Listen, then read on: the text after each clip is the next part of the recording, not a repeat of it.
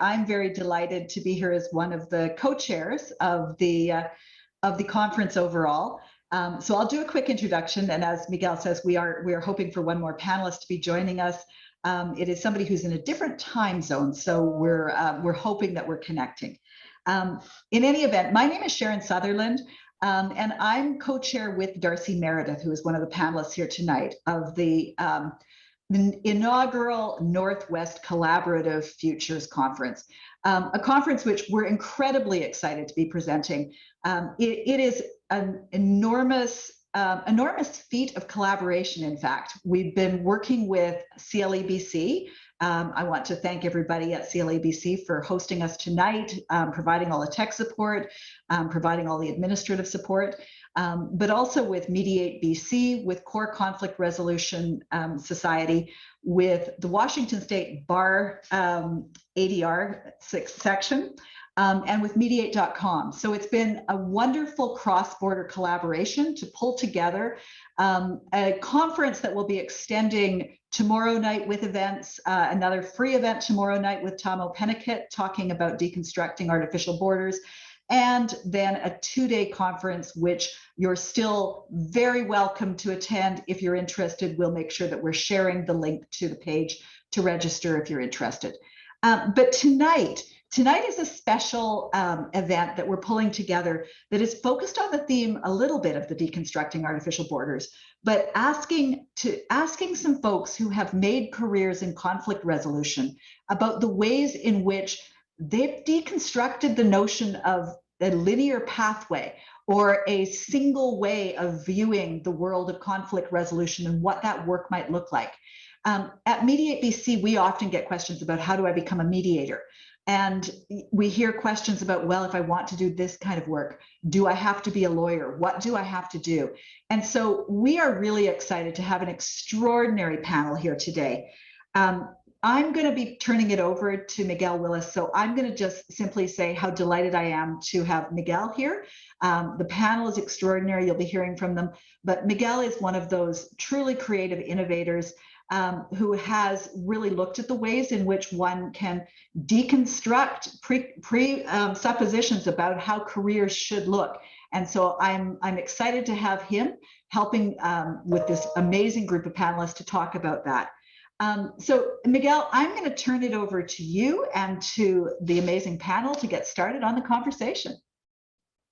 Thank you, Sharon, and thank you for having me. I'm really excited to moderate this panel. I think we're going to have a good time. So welcome to all of you out there, audience. Please, I want this conversation to be engaging. Ask your questions in the Q&A. I'll be sure to get back to them. But without further ado, I'd like to welcome our panelists for the Careers in Conflict Resolution. Again, my name is Miguel Willis. I'm the Innovator in Residence of the Future of the Profession Initiative at Penn Law School in Philadelphia, Pennsylvania. Also the adjunct professor here at Penn and executive director of the Access to Justice Tech Fellows Program, a program that trains and equips future lawyers, law students to leverage technology, data, design thinking, and a host of various skills to help increase access to legal services for underserved communities. My esteemed panelists tonight include Leslie Coker. She's a mediator at Prince George's County, Maryland. Darsey Meredith, president of Core Conflict Resolution Society, Delta. Heather McGhee Peggs, conflict management ADR consultant in Toronto. J. Patrick Santiago, if he's joined us, he's accredited arbitrator in the Tinong City in Philippines. And Katelyn Sypher, labor relations adjunct mediator for the Washington Public Employment Relations Commission. So first, we're going to just kick it off and let you learn more about our panelists. They all have amazing journeys as they enter the role of mediation and conflict resolution. So we want you to hear more about these journeys, and definitely feel free to ask questions. So Leslie, I'll kick it off with you. Hey, thank you. So where do I begin? I guess I'll tell you all a little bit about myself. So I used to be a mediator in Prince George's County. I'm still a mediator, but now I have definitely expanded the different services that I provide in alternative dispute resolution, or ADR. And so I guess we can start by just how I came into the profession, which will also give you more information about me and what I've done in the field. And so in 2008, that is when I first became, I fell in love really with conflict resolution. Prior to doing conflict resolution work, I worked with corporate America and banking, and I did some nonprofit work. And so once I moved to Maryland and found out about, conflict resolution and being a mediator, immediately I was drawn to it, and I started to look for opportunities that would allow me to interface with the community and resolve problems, resolve issues within the community. So I went after the Prince George's County Government Office of Community Relations, and they had a wonderful community mediation program there that was headed by Kathleen Thornton. May she rest in peace. But it was a wonderful program which allowed me to actually manage a volunteer program for volunteers to mediate. And so through that, I learned how to mediate. I began to become a trainer, facilitator, doing all types of mediations, from discrimination and EEO mediations to mediations between teens and youth who were in gang fights and violence. And so there were so many different types of disputes I was able to mediate and have facilitated discussions around. But then I also began to branch out into training.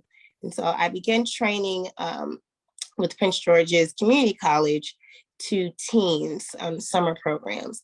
And this is an interesting field because you have to network. So I didn't apply for that position. I got that position because I made sure that I was in the circles of people who were doing things that I wanted to do.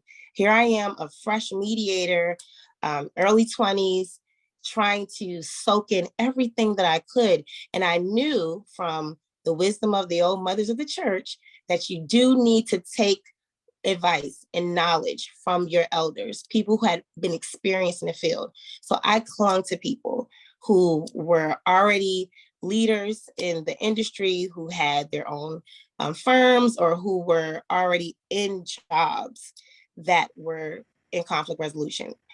I did want to be an attorney at one point, but at this point in my life, I knew that I didn't want to do that anymore. And so I was determined to make it in this field without having to go to law school. And so from there, again, I soaked in everything. I started training part-time at the college. I began to put my name on rosters, or at least apply for rosters. So the Maryland Acres program is, we're on the East Coast here, and that is a place where they mediate disputes between farmers and the USDA for the state of Maryland. And so they could be financial disputes, they could be land use disputes, all types of things. I wanted to make sure that I knew all of the different types of disputes before just sticking with one area. And that's going to be important for you as well, because there's so many different areas within ADR that you can fall into. Here I am talking about mediation, but as you'll see and hear in a moment, conflict coaching is a profession. There is organizational development. There are advisors, fact finders, neutrals who do a whole host of things. And so there's so many different areas within alternative dispute resolution. Mediation is just where I got my start. And so from there, with the training and being in the community, I knew that I wanted to do more. I wanted to get out of the local area. And so I started seeking opportunities in the federal government. The federal government is a place where mediation and alternative dispute resolution is required. It's mandated by which is the Alternative Dispute Resolution Act. That act is something that Congress put in place so that every agency had to have some sort of, alternative dispute resolution process or dispute resolution so that people can have an alternative to the formal or litigation processes. And so it took me about 2.5 years, again, of repetitive applying, because it's not about what degree you have. It's not about always how smart you are. It is about sometimes who you know and who knows you in the field. So because of the work that I did and because I made sure I networked, that 2.5 years, it was a long time, but it went by fast. And ever since then, I left the county and went to the Federal Emergency Management Agency, which is FEMA.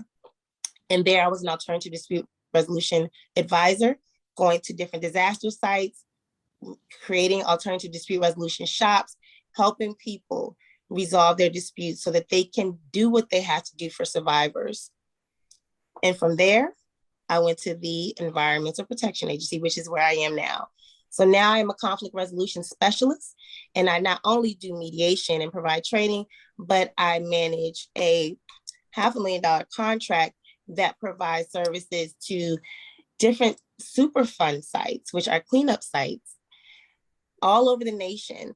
And they're all ADR services. And I'm the expert on in this area. So I'm able to oversee what people are doing, make sure that I can help with designing and support, and if need be, step in to roll up my sleeves. And so that's a little bit about my journey. I did have a bachelor's degree, so I did go to school, and I have a lot of training under my belt. But I think that is, I don't want to take up all the time. We have other panelists, but that's pretty much how I got started and where I am now. And if I can leave you with anything, I would say just make sure you network, make sure that you are visible in those circles where conflict resolution and dispute resolution is happening. People are excited about it, and keep your eyes open for opportunities because they are out there. You just have to make sure that you get them when they're available. Thank you so much, Leslie. Okay.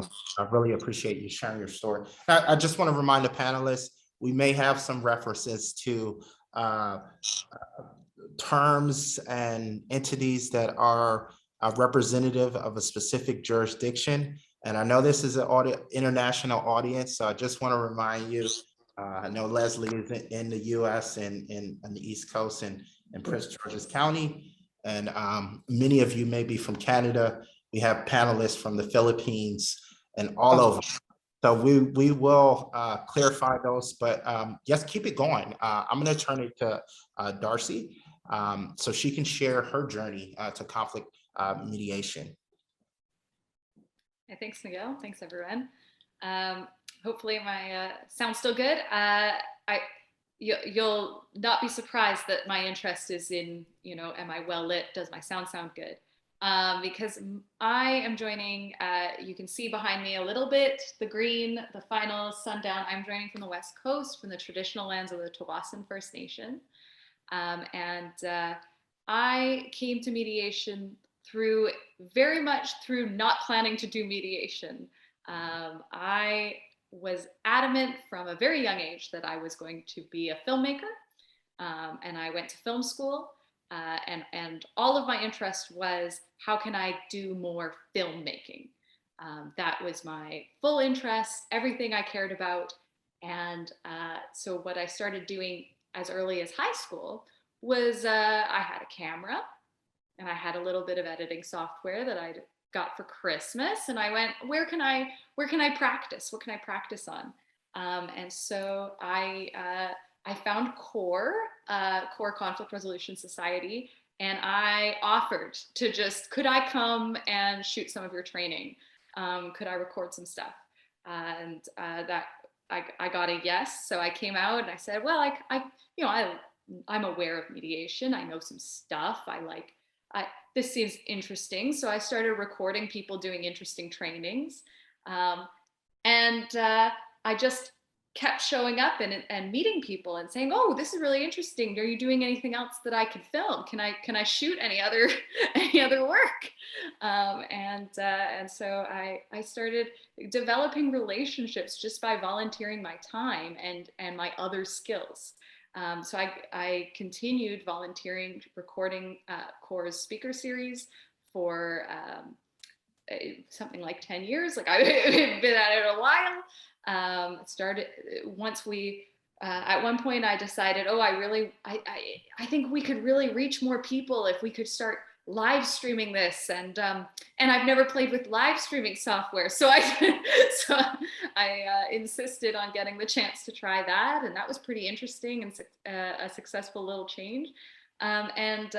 I noticed as I kept volunteering my time and volunteering to do this film stuff that I wasn't just getting film training. I was learning a lot about mediation, and I was really liking it, and really, really liking all the people I was meeting. So I started, signing up to take some courses, even if I wasn't filming them.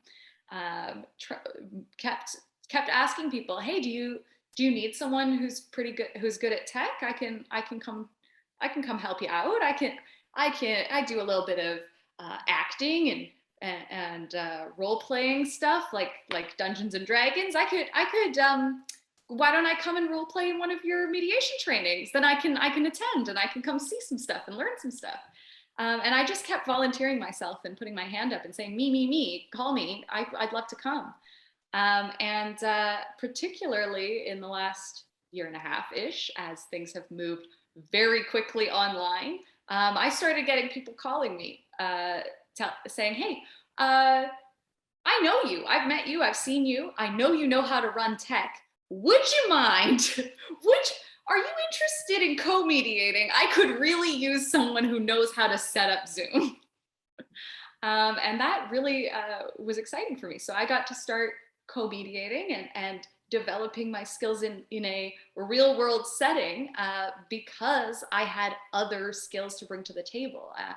While I was not in my co-mediations, I am usually not the expert mediator. What I am an expert in is a lot of this setup stuff, and that has been very, very helpful. And so I think you'll probably, I don't want to go on either, but I do know that at the title there, you probably saw President of CORE Conflict Resolution Society, and I want to acknowledge that happened because I just kept showing up until I started saying, well, maybe I could do a little more. I could do a little more. Until I eventually got invited to join the board and invited to start putting together some of my own workshops and trainings that let me really dive into the stuff I like most. So I know we're going to get into some of it, but basically I started insisting that we include all kinds of media analysis through the conflict resolution lens in the kinds of discussions we were having at CORE.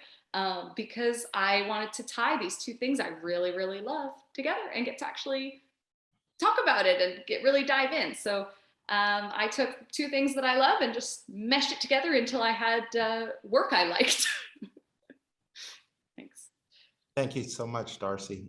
And as you all hear, I think a theme that just has enveloped is the, necessity for networking and really putting yourself out there in this field and learning through an experiential manner. So thank you for sharing, Darsey. We're going to move to Heather. If you want to share more about your journey, that would be great. Thanks, Miguel. Is this okay? Everyone can hear me well? So I think, the idea of networking, that's the only reason that I'm here. So I did a law degree 20 years ago at the University of British Columbia, and that's where I met Sharon Sutherland, and that's the connection here to the panel today. So, those people that you meet, those people that you like and you network with, those are the people you want to kind of hold on to throughout your career in ADR, and that's something that I have truly benefited from from, like Leslie was saying, from their wisdom that you learn from them, from their connections, from the things that you can do for them, that they can do for you, and just this general enthusiasm that a lot of people have when they're bitten by the ADR bug. And I know I was when I was in law school. So while I was at law school, I had the opportunity to co-mediate, which is a remarkable experience where you're able to be working directly with people with amazing experience, much deeper understanding of the processes than what you have, and benefit from that, just like what Darsey was saying. And so I had that kind of inclination right from the get-go in law school, and then I kind of veered in articling into litigation. So I ended up moving back to Toronto, which is where I'm based now. And I articled with a Bay Street law firm with Stikeman Elliott, and I stayed in their litigation department for several years. And it was an excellent experience and not a great fit after kind of the passion and the interest that I had in alternative dispute resolution. And so that's where, where you're kind of on one path. If you're interested in ADR, you really do have to be looking widely at what might be available. And so I planned an exit from law to give me that space to be able to look. And I was fortunate enough to land a position as the assistant ombudsperson at a large university in downtown Toronto, Ryerson University. And that is kind of my field. So I have stayed connected to ombudsing for many, many years. It's a field where I feel very strongly and passionately about it. I write articles about it. I'm connected with organizations both in Canada and internationally about ombudsing. And what I like about ombudsing is that it is ADR in practice. A lot of it is the conflict coaching, the early resolution, the trying to resolve things through a lens of fairness. But then also in Canada, as an ombuds, you do have the ability to investigate and to make recommendations for how processes, policies, or decisions might be done differently. So I've been in higher education for a very long time. So I was at Ryerson, as I said, for 10 years. And then I had an opportunity to move to the University of Toronto because they were looking for somebody to develop a conflict management program for their graduate community. And so for anybody who ever has the chance to design something, to build something within ADR, it's a remarkable opportunity. It's a very special and unique opportunity. And I, over 4.5 years, I had the opportunity to build a conflict coaching program for members of the graduate community. And we were supporting faculty, staff, and students at the university. And I was working with a team of PhD and master's students, and I could hear the joy in Leslie's voice about talking with teens. That's the kind of joy I got from working with members of the graduate community. Absolutely incredible. They were from very different disciplines and backgrounds, an incredibly diverse group who all seem to be bitten by that same ADR bug that I was, or at least I that's what I hope that I planted with them. And so when that program did wrap up, that did close in June of 2020. And since then, I have been doing a lot of writing, and hopefully you'll hear from some of the other panelists that there is a theme of writing amongst all of us. So I've written a book for faculty on how to manage conflict in graduate school, which I'm hoping that will be published next year. And I also had an opportunity as an independent consultant, which is what I do right now, to be kind of reconnecting with some of the things within ADR that I hadn't done for a long time. So I was doing mediations.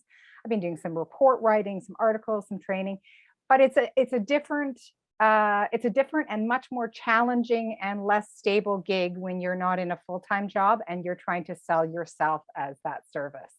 And so hopefully we'll talk a little bit about that, but there are opportunities to be doing consulting it requires kind of an entrepreneurial spirit that you have to kind of reinforce in yourself every day. And especially in COVID with all of the challenges that everyone has been having with doing that. So anyway, that's kind of a little bit about my journey and where I'm at right now. Thank you so much for sharing, Heather.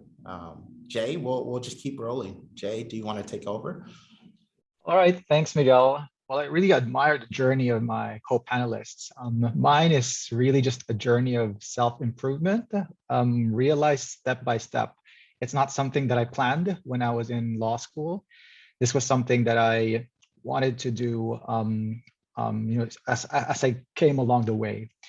So of course, when I started going to law school, I did not intend to be a disputes lawyer even. However, after I graduated from law school, I came from the Philippines. I became legally qualified in the Philippines.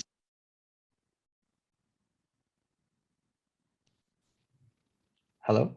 Can you hear me? I can hear you.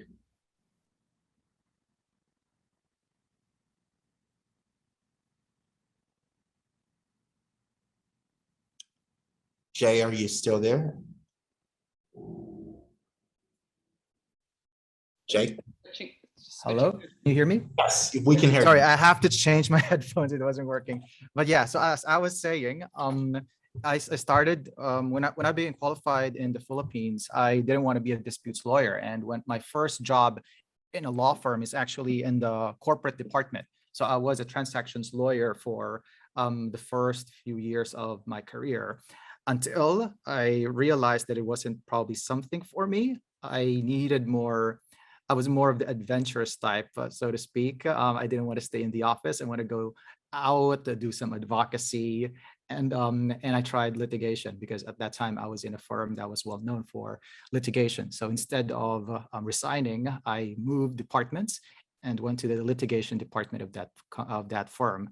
It was there where I first had experience in alternative dispute resolution, firstly through the court annexed mediation in Philippine courts. But also in addition to that, I was exposed to international commercial arbitration. And what I realized there is that everything I liked about litigation, I can find in ADR, and everything I hated in litigation, going to courts, I will not find in ADR. And so I was like, oh, perfect. This is what I want to do in my life. So when I started, I really didn't know how to proceed. And I kind of just moved my way along, taking me where the wind takes me. And for some reason, I ended up at the Manila office of Baker McKenzie called Yasumbing Torres, where I understand they have been doing more ADR practice in the Philippines as well as arbitration. And from there, I was right. They were doing more of those things, but I wasn't just exposed in the practice of ADR and arbitration, but also I was exposed to the community, the ADR community. I became active in ADR organizations, including the Philippine Institute of Arbitrators, as well as the Chartered Institute of Arbitrators, which, by the way, for those who are not familiar, even if they're called Chartered Institute of Arbitrators, they do also promote the mediation and other forms of ADR. There's a special interest group for mediation, for adjudication, and other forms of ADR there. So I got exposed to those organizations. However, I said, well, I really want to learn more because at that time in the Philippines, the practice of ADR is only starting. It was budding, but it wasn't that popular. So so thankfully, I got accepted at the Hong Kong International Arbitration Center. So I moved to Hong Kong to learn more about arbitration and ADR. And from there, I was literally doing ADR every day of my life, either as a case manager of those cases. I was supervising arbitrations, or also as a tribunal secretary. I was assisting arbitrators. There was a point when I also assisted in the amendment of the mediation rules of the HKIAC. And also, I think more importantly, one thing I'm really more excited about is promoting ADR, not just in Hong Kong, but in a lot of jurisdictions.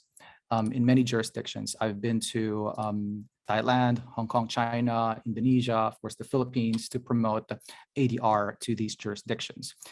While I was there, my eyes opened about the international and regional, I guess, community of ADR, and I wanted to learn more about it. And that's when I realized I wanted to do an additional qualification. So I got another qualification in England and Wales. I became a solicitor. And I also took my master's at the London School of Economics. So it's really just more about learning more, learning more, learning more. And after that, I went back to Bakers in the Philippines called Kisumbing Torres. And from there, starting there, I became more of an arbitrator, sometimes a mediator as well, as I handle disputes, arbitrations as an arbitrator or as a party representative. And I also began writing more articles and writing chapters of books about arbitration, mediation, investor, state dispute settlement, all those sort of things. I also started helping the Philippine government. For instance, I was involved in the amendment of the arbitration and mediation law in the Philippines.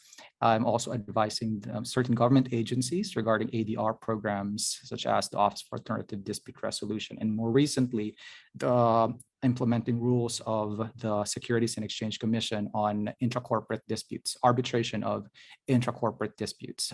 We have a pending project now with the Supreme Court because we're trying to amend, or we're trying to prepare the enforcement rules of intracorporate dispute arbitration under the supervision of the Securities and Exchange Commission of the Philippines.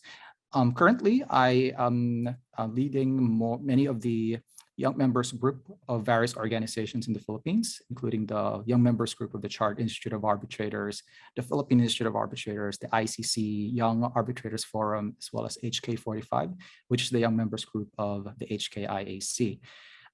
I am also very active with the Philippine Institute of Arbitrators. I'm now the Vice President for International Initiatives. Currently also, I'm working for the ASEAN. So in addition to being an independent ADR practitioner, I also have, shall we say, my day job. I'm part of the ASEAN legal team of a tech company. It's a very recent spinoff of IBM in order for me to focus more on the tech industry. That's all from me. I'm very happy. I'll be very happy to answer questions from our participants later. Thank you so much, Jay. Thank you for sharing your story. And last but definitely not least, Katelyn. Yeah, thank you. Hi, everyone. My name's Katelyn Sypher. I'm a labor relations adjudicator mediator with the Washington State Public Employment Relations Commission. We're a very small state agency out in the state of Washington on the west coast of the United States. Our jurisdiction is that we work with unions and employers of public sector employees here in Washington, so state government, local government, and county government groups, and help them resolve conflicts. And we also administer the state's collective bargaining laws for those types of employees.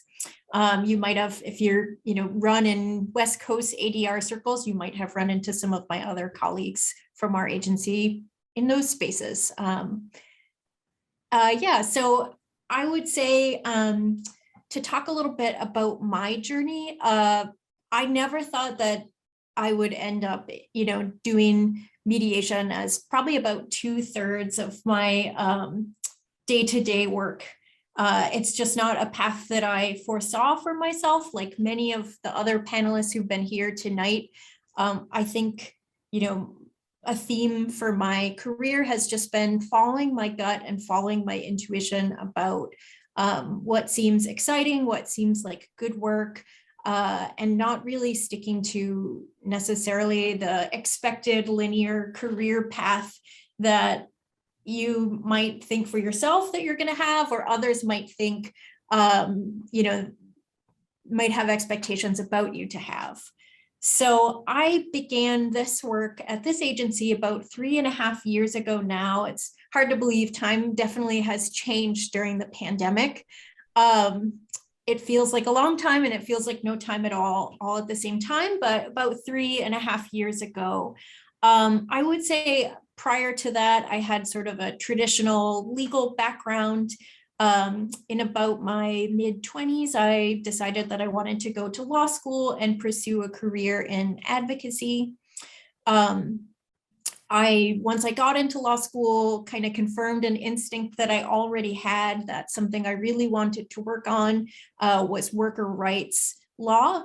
It's just something that I grew up with a background interest in, and taking those labor law courses only encouraged me to want to do that kind of work. And at that point in time, I really strongly thought that my career was going to be a advocacy only career, either, to go and do work, particularly for workers on either wage and hour kind of litigation, or, to represent and work with unions, because I had familiarity with unions, and thought they were a, great avenue to do that workers' rights work. Or, even down the road, some other type of advocacy oriented work, policy work, for example. And so that's what I, went after for that point in time. So when I finished law school, I had done quite a few internships during law school, and particularly had done a couple with labor law firms that represented unions and employees. And I thought, okay, this is what I'm going to go for. And it's what I went for. So that's how I ended up moving out to the West Coast. I'm actually from the East Coast of the US originally, but I followed a job to the Seattle area and worked, as an associate attorney in a law firm setting for about 4.5 years before I decided to make a switch. When I started to think about what I might want to do next, I wasn't totally sure or totally clear on what I wanted to do. Worker rights still really important to me. I didn't want to change fields or anything like that, but when I saw that there was going to be an opportunity with our agency and started kind of exploring what that might be like, learning a little bit more about the agency's work, because I only sometimes did public sector work in my prior job. People kept saying to me, "Oh, PERC does so much mediation. You'll be great at that. You should, think about that." And I had no idea really what that meant or what people were trying to, say about me. But from the moment that I learned a bit more about that work, I could start to see a little bit, what those folks meant. So at our agency, like I said, or like I think I said, about 2/3 of my work is mediation work, and 1/3 of the work is adjudication. So we administer the state's collective bargaining laws, and that means that, sometimes we serve as the neutral and hear cases that involve alleged violations of that state collective bargaining law. And that's actually the work that I personally was more familiar with and more, attracted to initially. But like I said, that kind of quickly changed. And I would say that the things in my, current work that would make me, want to encourage people to consider a career change into ADR, if that's, why folks are attending tonight, is one, if you've ever been told that you have a big personality, or you're too much, or, you're too sociable for like traditional legal work, you might be a great mediator. Mediation definitely involves listening, but it also involves, just getting to know people and using those conversation skills that you might already have. So if you're that kind of chatterbox social person who enjoys meeting folks, might be something to think about. And then I just think that there's great variety, or there can be great variety in the work that you do when you do mediation work. Every case is different. The personalities are different. The dynamics are, different. So it doesn't, it's not the same thing day after day. You're always kind of figuring out, what can I do differently in this situation that's going to be helpful to folks. And finally, I guess I would say, it's nice to get to be a problem solver for both sides. So if you've come through that traditional advocate path, you're used to working on behalf of, just one side in a conflict. But, to be honest, we all have that ability to see both sides of a conflict from time to time. And there were definitely times in my advocacy career where I was like, oh, well, I can kind of see a little sliver of what went wrong here from the other side's perspective. And in the neutral role, when you're helping folks work out a dispute, that instinct can be really helpful, and you don't have to suppress it like you might have, if you were just being an advocate. So that's how I've ended up where I am today, and those are the things that I really enjoy about my current work. Thank you again for sharing.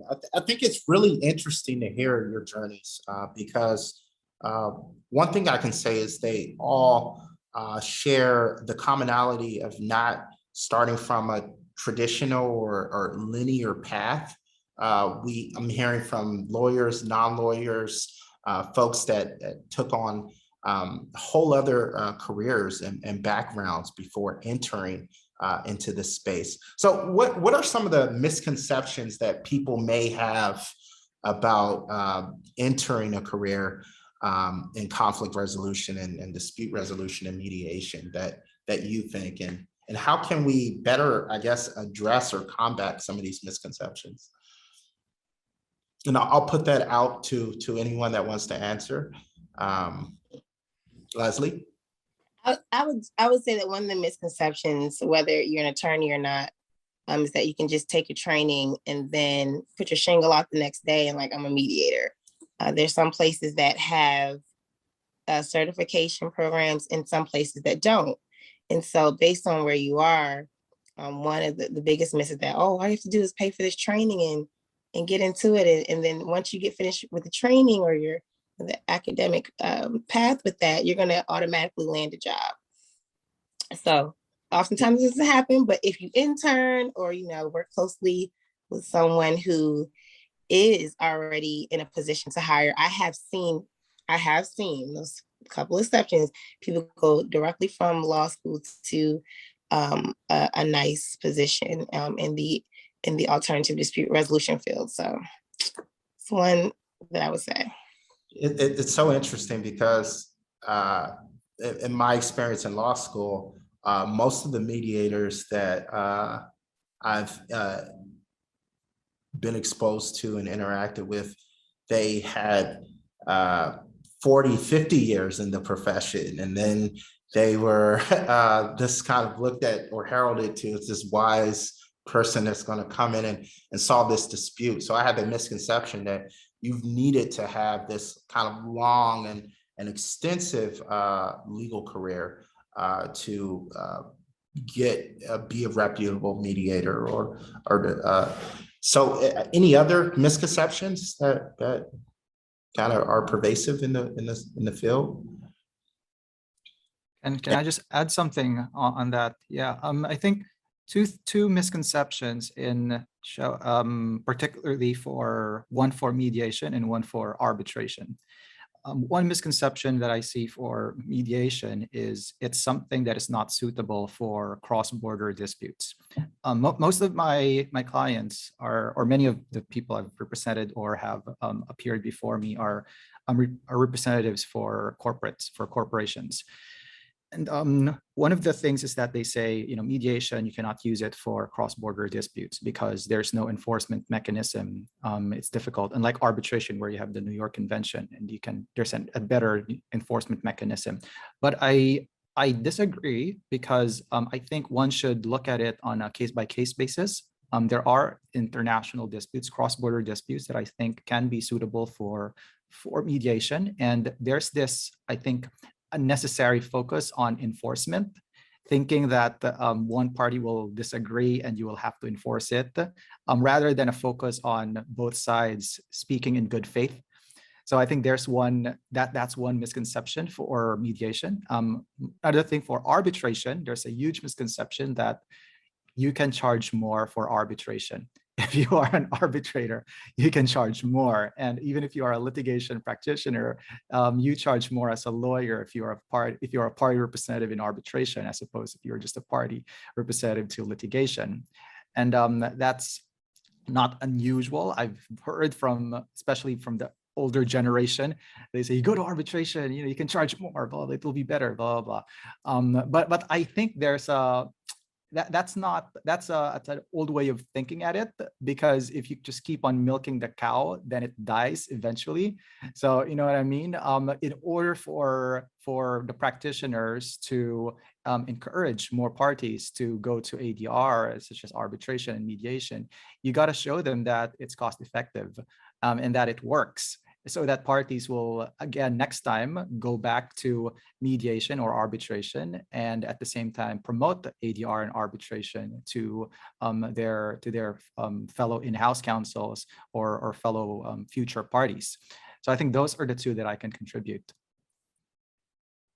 Yes.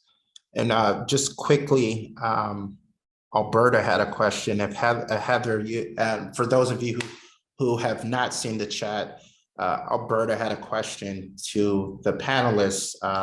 Could you explain the difference between alternative dispute resolution and mediation, or being a mediator? Heather, did you want to touch on that for our audience? Well, I would just say that ADR is kind of this umbrella term, alternative or appropriate dispute resolution, kind of picking and choosing from a wide range of options. It could include conflict coaching. It could include mediation. We have arbitration. We have, I think I would put ombudsing in that sphere as well. Anything that kind of keeps things outside of the courts. Hopefully I've remembered my definition from law school properly. Thank you so much, Heather.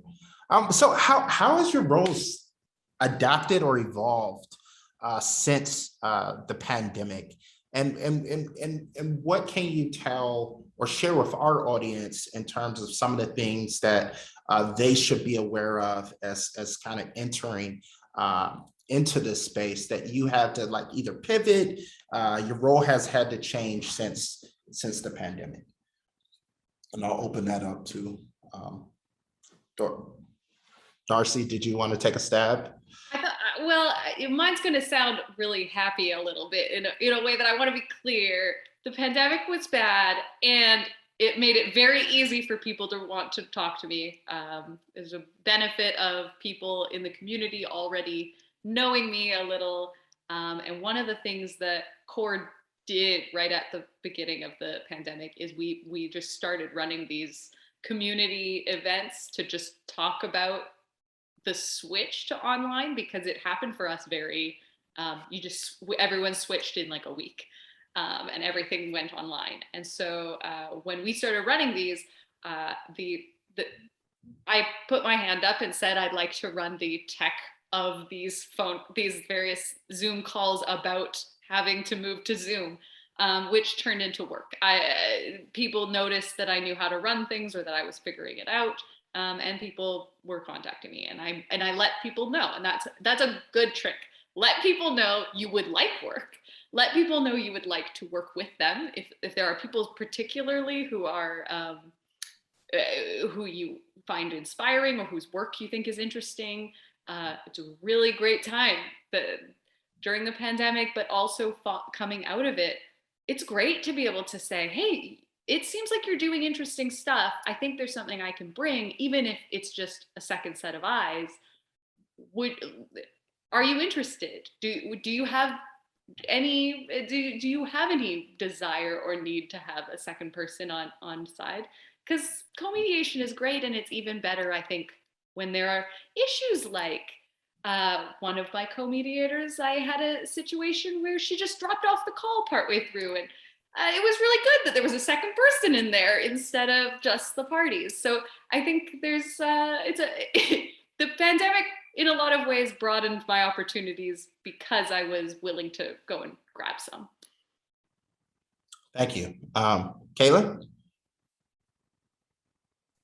Yeah, I would say that the pandemic has brought a fair number of challenges to particularly the mediation side of my practice, but I would also say that those challenges haven't been insurmountable. Our agency was also, pretty quick at pivoting and trying to figure out how to continue to meet with our clientele, to the extent that those folks were still also, continuing their work and needed or wanted our services during that time. typically before the pandemic at our agency, people in my role traveled all around the state to do this work in person, to hold all of our mediations and hearings in person. And we did need to figure out how to make it work.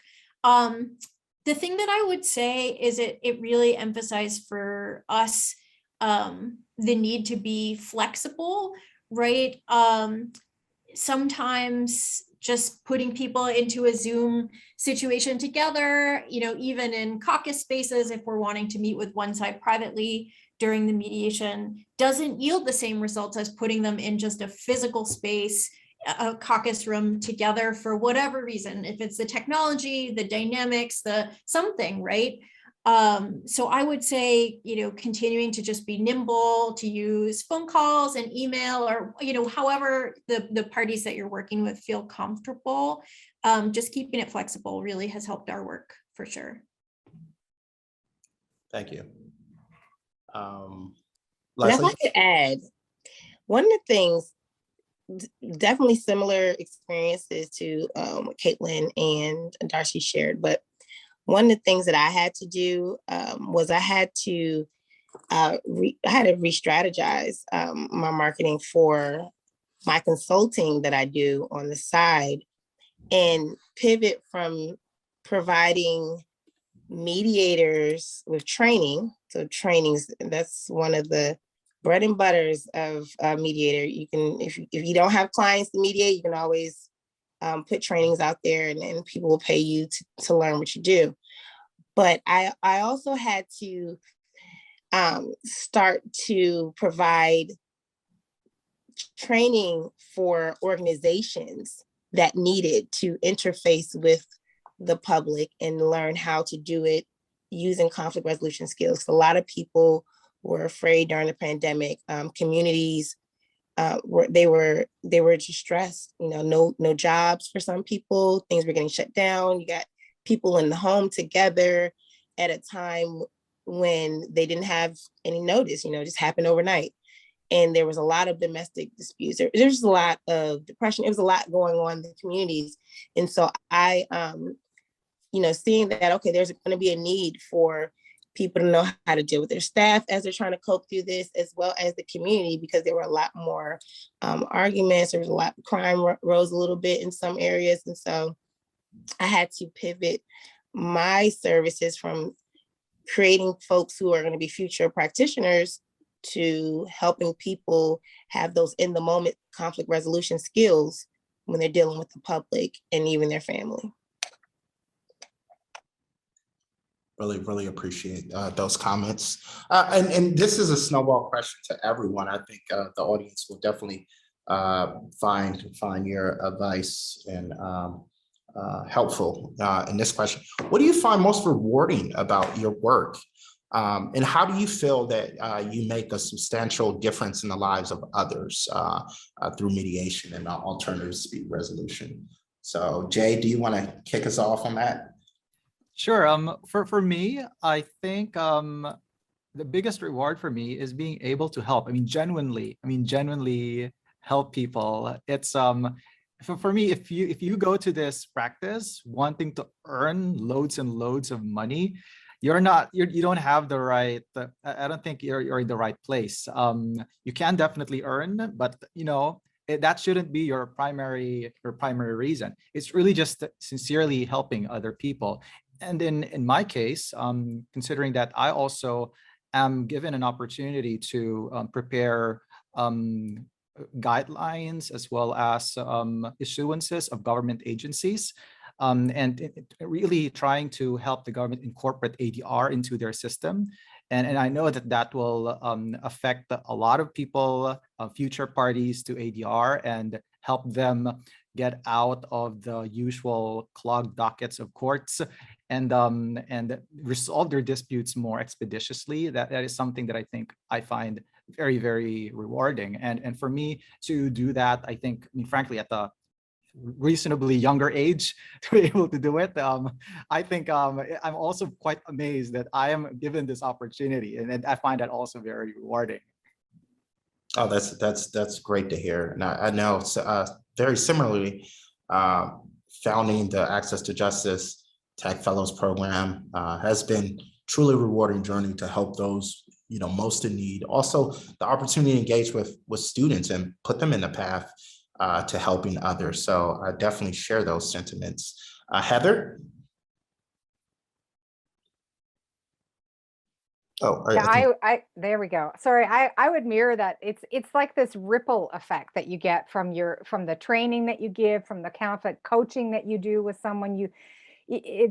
The exciting part is when you see not just that something is going to be resolved, but that there's a light bulb that goes off that, oh, I could use this somewhere else.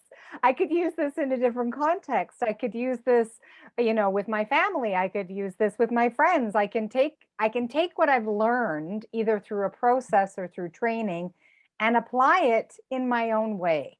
And I think for me, I love the idea that there is kind of this huge range of opportunity within alternative dispute resolution for people to make things their own and to really take things and use them in ways that are most useful to them. And for me, that utility of this is what I find rewarding in the role.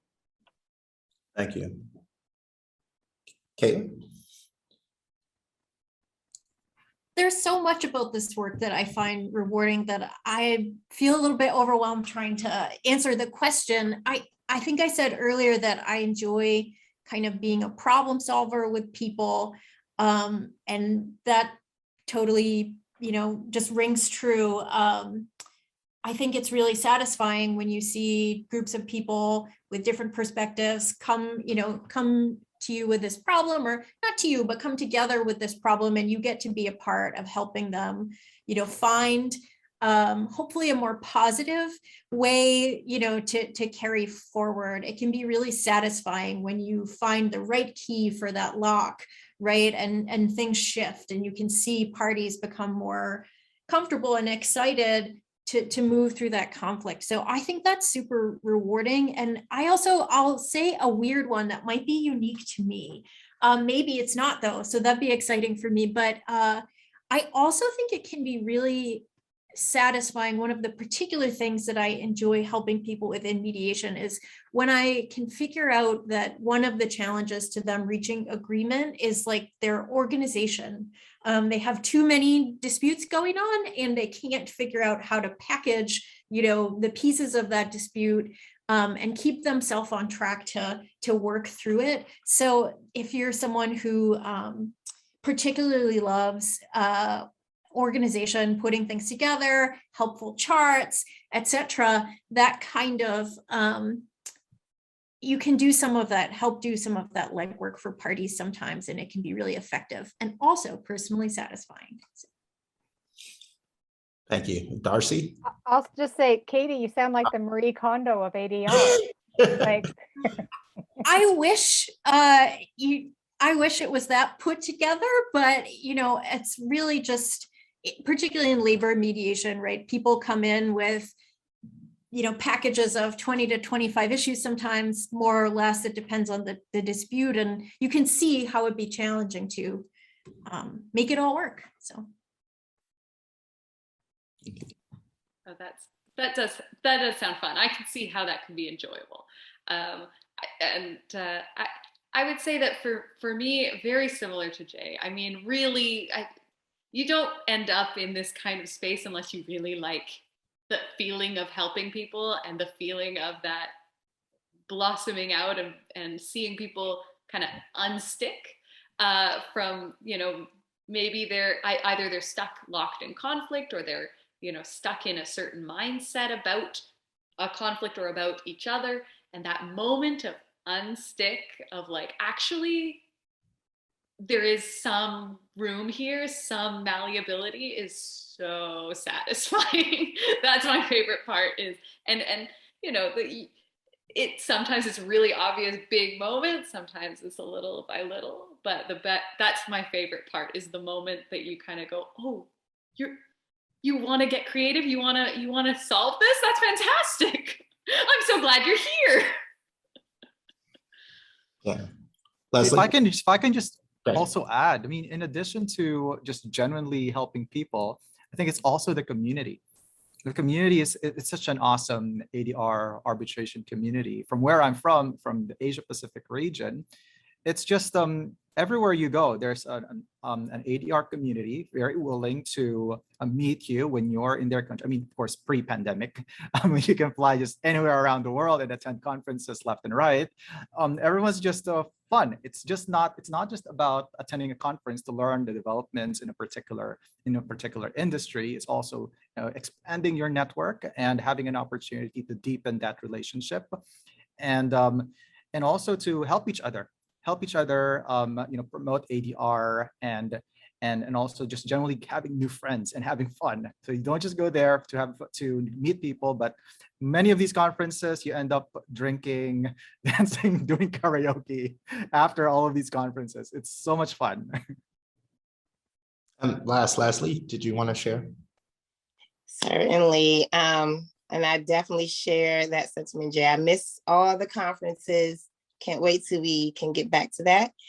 But I would say that for me, as all the other panelists said, you really do have to love what you do. So something that's very rewarding for me is that I can wake up every day and do what I love to do and be able to support myself, my family.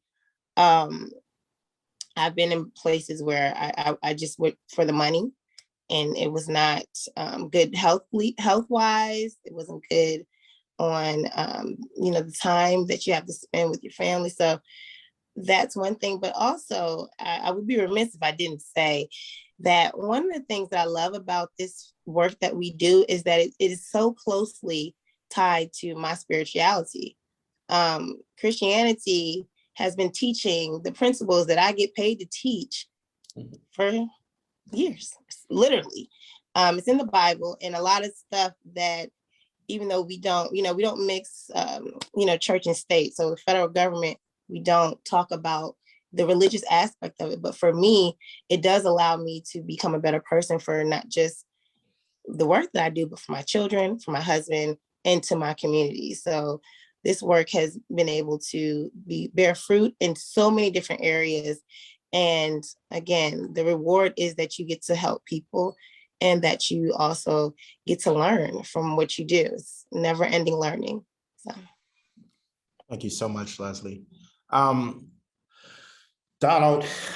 in our audience, asked about some of the opportunities and avenues that a new mediator can take advantage of. Jay, I know you mentioned through your journey, it has been kind of a lifelong process of learning, of applying your skills, and then continuous learning. So what are some of the avenues and opportunities that a new mediator can take advantage of? When you're new in this field, don't expect that you can just come in and then get all the mediation jobs. So I always say that you have to be prepared. You need to have the education, so you're well prepared, so you know what you're doing. You have the experience, whether you've done, you've observed, you've assisted a mediator or an arbitrator, or worked in an institution, or you're very familiar with the process already, without being a mediator yourself or without being an arbitrator yourself. And then, of course, network. The network is where you will know more people who might need your services, or might meet people who can refer you to potential mediation jobs or ADR jobs or opportunities. But I say that you need to be actively looking for this, and it's a continuous process. Some of the opportunities, when you're trying to learn more, is to go to the websites. That's like what was mentioned in the chat box. So there are websites, especially now during the time of the pandemic. There are a lot of opportunities all over the world that you can go to attend a lot of these trainings. Usually it's much cheaper now because you don't have to fly there. So that's for the education. Check out the Chartered Institute of Arbitrators. Mediate.com, of course, also has their website, and they also promote trainings there. So really learning more about it, applying it, so that you gain more experience, expand your network so that you will have an opportunity to get these appointments. And once you get that appointment, make sure you do good. Make sure you do well so that parties can appoint you in the future again if they like you, or they can refer you to other future users of ADR. And that's how you flourish. You improve yourself, and also, professional development. So not that you've attended one training and became accredited, that's it. So you also need to consciously and constantly update yourself, because this field is very dynamic. Like the UNCITRAL for mediation, UNCITRAL has just issued a model law in 2019, and there's the Singapore Mediation Convention as well that will give an opportunity for the cross-border enforcement of mediated settlement agreements. That's huge. The US, if I'm not mistaken, has signed it, although it hasn't ratified. There are a lot of other countries that have also signed. We're just waiting for them to ratify. I think there are about 7+ countries that have ratified it already. So it's really just a matter of time, I think, before the mediation convention rivals the New York Convention for enforcement of foreign arbitral work. So there's a lot of opportunities in the future for mediators here. Any of the other panelists? I know Heather dropped a resource on Ombudsman Association. And also, I know we have a rich audience and attendees who have a tremendous amount of experience. Please feel free to drop those resources in the chat. I would definitely say everything Jay said. Another organization that's international as well is the Association for Conflict Resolution. They have a conference annually. They have different chapters or sections within the organization. So you can really kind of, do you want to do workplace? Do you want to do environmental? Do you want to do, youth and education? So those types of conferences will really help you kind of figure out what you like, and then volunteer. Here in the United States, there's so many opportunities to volunteer to get your experience. Because when they ask you how many mediations have you done, they don't ask you how many paid mediations have you done. It's just how many have you done? How many trainings have you gone to? And so if you are able to volunteer, whether it be at a community mediation center, because they don't just do mediation, they're doing everything that is within ADR. And depending on what community mediation center or what organization you connect with, you'll see the different types of work they do. But if you can do that, that's wonderful. Or if you can even connect yourself with the best in the field, in your area, the leaders in the field, that's also helpful, because they will show you the ropes. And that's one thing that Jay said, the ADR community is very supportive of each other. So they'll show you how to do things and who to really affiliate with, so that you can learn whatever that area of expertise you're looking to get. And then my last thing I'll leave you with is, don't be afraid to take a position or to do something that is connected with ADR, but might not be directly providing direct services or making decisions in the program, because by you being a part and around those people and seeing what is needed, you can really figure out where you fit. Like Darsey's story, she was filming ADR, and then all of a sudden she wanted to mesh the two together. That is something that didn't start because she was looking for a position in ADR. She just happened to like it and put things together. So don't be afraid to be around by just doing something that's connected to ADR. And just as a follow-up, Leslie, Nubia asked the question, when do you start volunteering in the area? Is it after you get your education, or why are you still learning? And let me just be very honest with you all. I didn't go to college for conflict resolution. I didn't. I went to school because that's what we're supposed to do after you graduate high school. When it comes to volunteering, you can volunteer at any time.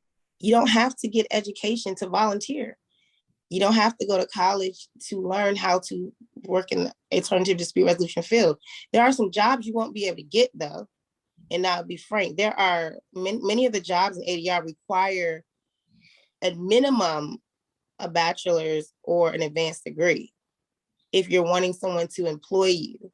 But if you're wanting to go on your own and be an entrepreneur, you can do whatever you want. It's all about networking and how you are able to market yourself and how you're able to speak when you get in those rooms and when you get around people. So you got to decide what path you want to take.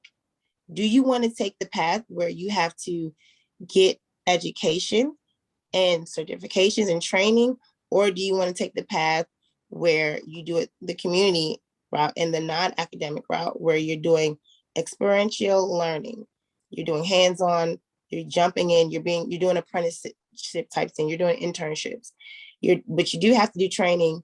You don't have to get education in a formal education, but you do have to do the training to actually do the specific type of ADR service. So conflict coaching, there's training for that. Yeah, Organizational development, not so much. You do have to have a multiple, a myriad of conflict resolution skills to do that.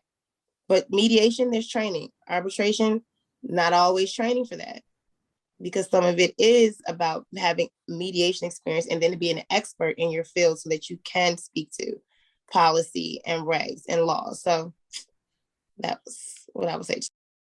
yeah, and those paths aren't mutually exclusive. I think as you hear from all of our panelists, the wide, very different paths they took. I want to kind of transition us to, we talked about some of the experiences and some of the opportunities, but what are some of the skills and competencies that you believe you need to possess in order to become effective mediator, effective conflict resolutionist? So, Darsey? I would say there's a lot of skills that can be taught, but what I think is most valuable to come into this work with, and kind of any of these fields, is a sense of curiosity, a sense of interest in learning more. And we've talked about this as a lot, with like all of us kind of going, oh, I would like to learn more about that. Let me explore that. I'd like to do more education because I want to know some more stuff. But it's also true on just a like personality level. If you're someone who likes to get to know people better, get to know a little bit more about that, a little bit more details. If you're someone who is innately curious, you're going to have an easier time both finding the stuff that interests you in ADR, whatever it falls under, but also in actually solving conflicts, because you can get a lot more of a rich conversation going if you've got that curiosity. Heather? I'll pick up on what Leslie was saying, because I think it's important to kind of know yourself. And I think as someone who has worked both in a job where the qualifications were part of what got me the job, and then trying to sell myself, as like an independent provider of these services, it's kind of knowing what do you like doing? Do you want that kind of security or that kind of framework that's provided by a job, or do you like kind of the excitement and the challenges that come with having to kind of creatively think about, how do I sell myself? And I think that that isn't something maybe we've talked about, but in a lot of ways, having people want to have you in the room as their neutral is about selling yourself, your competencies, your skills, and your abilities. So knowing kind of how you want to sell. Do you want to be selling yourself within an organization as somebody who has that credibility, or somebody independent? That's kind of an interesting thing that you get to know, kind of, as I think I got to know about myself kind of moving through this career in ADR. I didn't really know it at the beginning. I think I'm not quite settled, but I'm a little more clear now than I was at the beginning. Katelyn? I think I'll just mirror kind of what I thought I heard Darsey saying, which is, I think that a lot of the skills that you need to be a good mediator can be learned. But I think that the baseline of just, being curious and wanting to be there and help people and being able to kind of create an open space where dialogue can happen is a great start. everything else you can learn. And I think, you'll even always want to learn, because there'll always be some situation that you think you could have handled differently or better, that you might want to do differently in the future. So I'd say start there, and then just kind of take advantage of, all the opportunities that you can find to refine those skills and to meet people who do things differently. And Jay? I'm gonna echo what everybody said. I mean, what my main point is, I guess it depends on the type of ADR that you're dealing with. If you are looking at mediation, then definitely you need to have this genuine sense of interest, being inquisitive, because it's hard to fake it.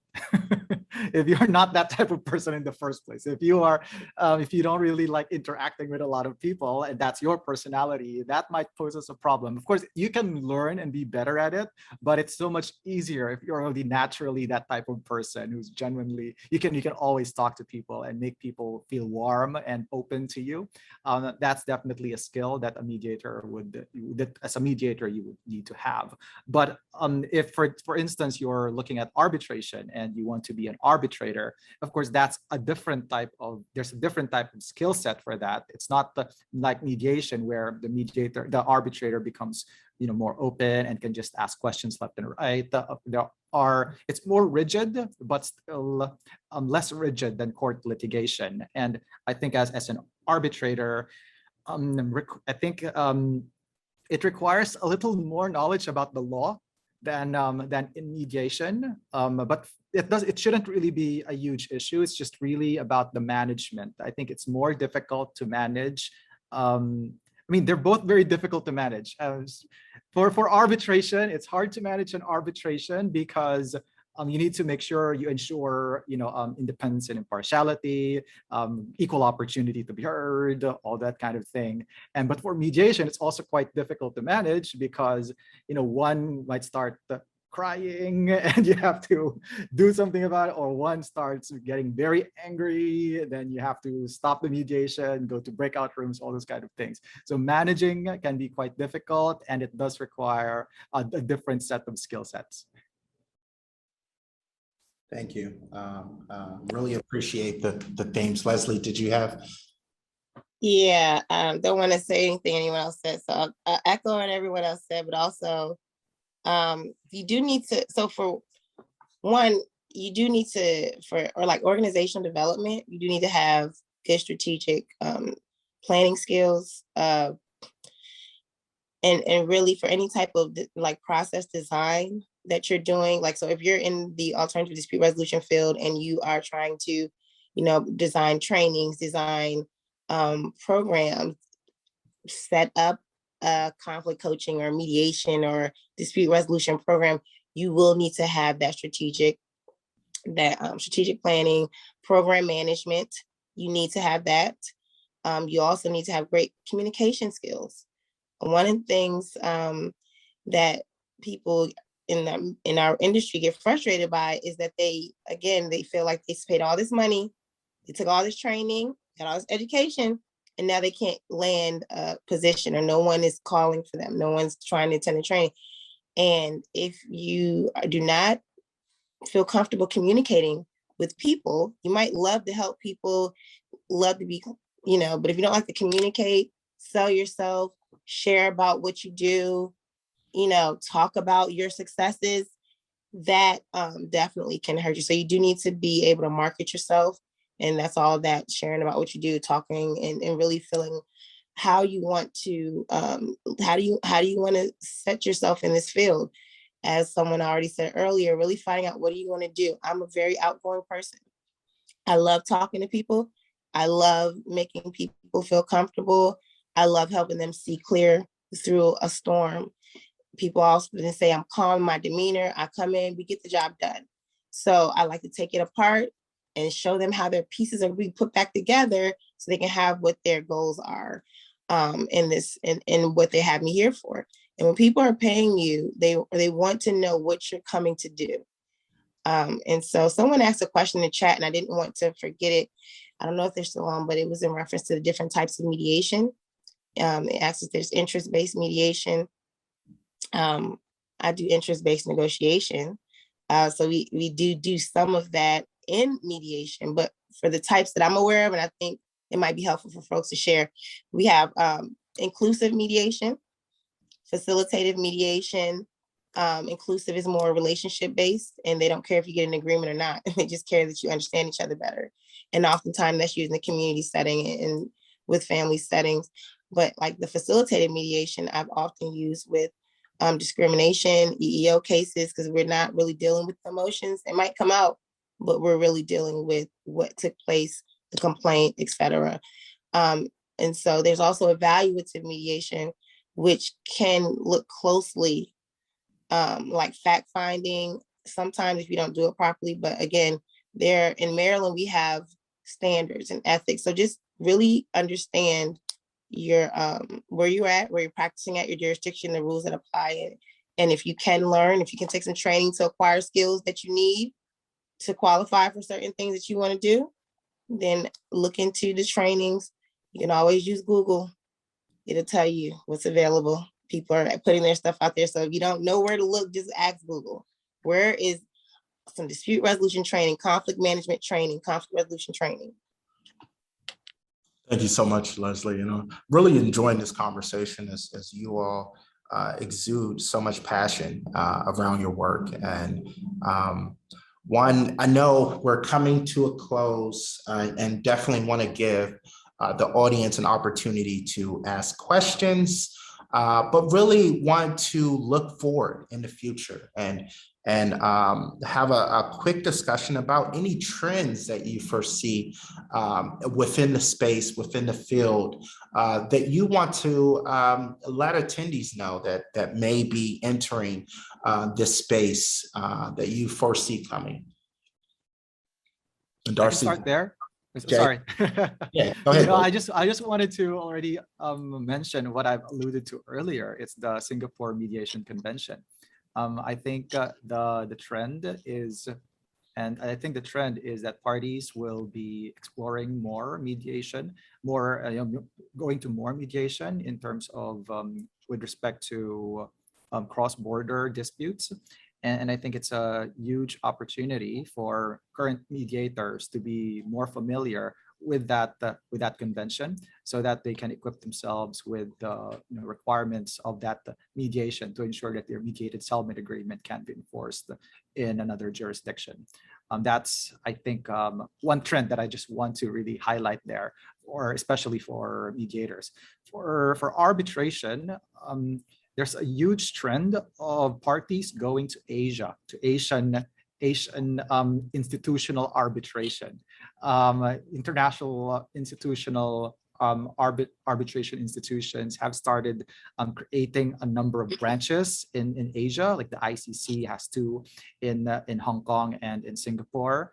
And there's a lot of other Chinese arbitral institutions that are also becoming more prominent, like the CTAC. And if you look at the more recent survey for international commercial arbitration of Queen Mary University, you'll see that most of the seats of arbitrations being preferred now by many parties for cross-border disputes are Hong Kong and Singapore. London is still very popular. So I think there is a trend to people going to Asia. So if you're looking at expanding your cross-border practice, try looking at Asia. And perhaps that's where better opportunities await you. Thanks so much, Jay, and so much in line with our conference's theme of deconstructing artificial borders. Are there any other future trends that we should be on the lookout for? When you said Darsey's name, it automatically made me think of the fact that Zoom and any other virtual platform, you need to get with it, because if you don't know how to use it, a lot of business won't be available for you. Being able to navigate and utilize the online tools for engagement is key. People are paying for that left and right, especially companies. So if you're looking to, add value by doing ADR services via virtually, that's going to be good. And also having hybrid. That's something that I know is going to come. People are going to want to be in person and some people are not. And being able to have that ability to facilitate in person and virtually is a skill. You do have to know where you're positioned. You have to know how to set up the room. You also have to know what type of activities are fluid in person and online. It's a lot, and so that'll help you with design. Another trend that I see is collaborative practices. So people are partnering to see how they can help each other in providing a complete full service. And so partnering to do things is definitely going to be something that will be advantageous to you.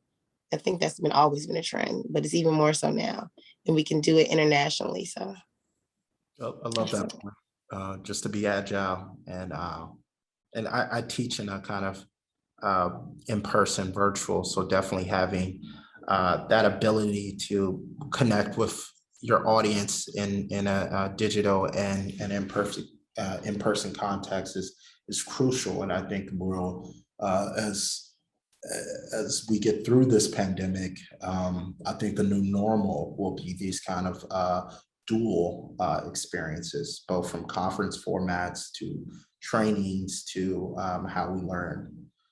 Any other trends? And I actually, Darsey, did you want to go real quick, and then we'll kind of wrap up? Yeah, I'll talk fast, because the other trend is also something that I'm seeing coming out of the pandemic, where a lot of people who were like letting conflicts linger suddenly were trapped together and going, oh wow, this is really explosive. So what I'm seeing on the other end of this, and I suspect is going to continue, is people doing the opposite. Rather than leaving conflicts to wait out and linger and wait till the last possible second to get people involved, I think there's a lot more of the pre-planning kind of facilitations that are happening, those negotiations early on in any kind of thing where there might be conflict down the line, a lot more pre-planning work, which I'm excited about, and I think it's really interesting. Thank you so much. Audience, if you have any questions, definitely feel free to ask. As we wrap up, I want to just go around the panel really quickly, just to ask each member. One, I want to thank you all for your sharing your stories and providing the helpful advice. But what's one piece of practical advice that you will, departing advice that you will give a new mediator or arbitrator as they kind of begin their journey? And Katelyn, I'll kick it to you. Oh no, not me first. Okay. I guess I would say be easy on yourself. I think particularly for people that come from like a traditional legal background, have this sort of particular legal practice lens on the world, there can be some strong perfectionistic tendencies coming out of that profession, and letting go a little bit of that has been a really important part of my journey, and being free to experiment particularly in the mediation space. So be gentle on yourself. You're, as long as you're being present for parties, you're observing, like, you're engaging in good ethics, and you're being authentic to the experience and trying to help people work through things. Not everything goes smoothly every time, but you can always learn from it. Okay. All right. For me, you need to be very patient when you start in your ADR practice. But I also suggest that you actively seek opportunities. And once you find those opportunities, grab a hold of them and do your best in everything you do. Those are the only tips that I have. Last words if you're a new mediator or ADR practitioner. Heather? I would, I'm going to echo what Katie said about us being perfectionists, but I think one of the things is we used to have you used to have an address book with all the people that you knew. You don't lose any of those contacts. The contacts, what was the phrase? You stand on the shoulders of others to do the work that we do. Like I really feel that I have greatly benefited from the people who have been part of my ADR learning and growth, and I want to keep those people in my life, and in doing so it's just wonderful. So I say keep those little numbers and names close. Thank you. Darsey? Just a little practical piece. Practice. And if you can't find people to let you in the room, practice solving conflicts by fictionalizing them. Come up with a problem and then write out how you would fix it. Come up with some, watch TV, and when a big conflict comes up, figure out how you'd solve it. That's what I've done, and it's really fun. Thank you. Leslie? Thank you. I would say, don't take things personal. If things happen that don't go your way, whether it be you get a no, just like our book, Getting to Yes, our book, William Ury and them, and Fisher, you want to make sure that you don't take any rejection personal or let it stop you. You may get a lot of no's, you may get a lot of no callbacks. But if you just hang in there and just continue to be determined and keep on going, there will be an opportunity that's just right for you. And once you're in it, you're in it. So be careful, if what you wish for, because once you get in and everyone knows you, they will call you and you'll have a great time and meet some really great people, as has already been said. So stay available and don't take it personal. All really great advice, and my advice would be get feedback, and thank you for all the feedback that you all are giving. Feedback helps improve us and become better advocates. So I want to thank all of the panelists. I know we went over a couple minutes, but all the panelists, Sharon, Darsey, for organizing, and hope you all have a really, really great conference. And I'll chime in with a thank you to you too, Miguel. Thank you to everyone. And a reminder to everyone that this is a lead into a really amazing conference. And if you're not registered for it, check it out. I know Maisie's going to put the link again into the materials there. And I'm just going to build on, as everybody said, let's create these relationships. Let's figure out the ways we can connect. One of the ways is through the conference. You can go to some of the free events, you can come to the conference, but follow up with the folks who are here and the folks that you have the chance to meet at every one of these kinds of events, because that's how you're going to build the pathway that you're going to follow to your career. And thanks again to everybody here. Thank you.